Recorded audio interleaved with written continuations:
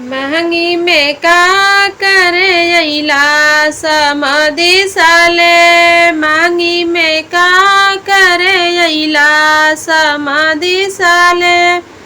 आटा महंगा भइला, चावल महंगा भइला, दलिया है 200 रुपया किलो समाधि साले।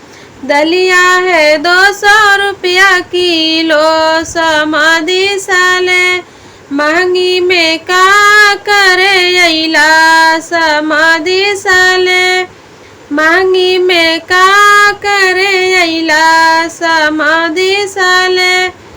आलू महंगा भइला, प्याज महंगा भइला, परवर है 60 रुपया किलो समाधि साले। परवर है 60 रुपया किलो समाधि साले।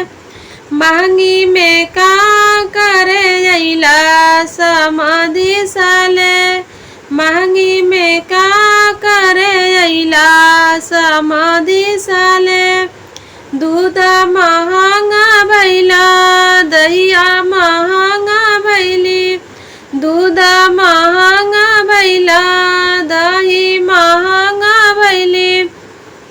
घिउवा है 1000 रुपया किलो समाधि साले। घिउवा है 1000 रुपया किलो समाधि साले। महंगी में का करे अइला समाधि साले। महंगी में का करे अइला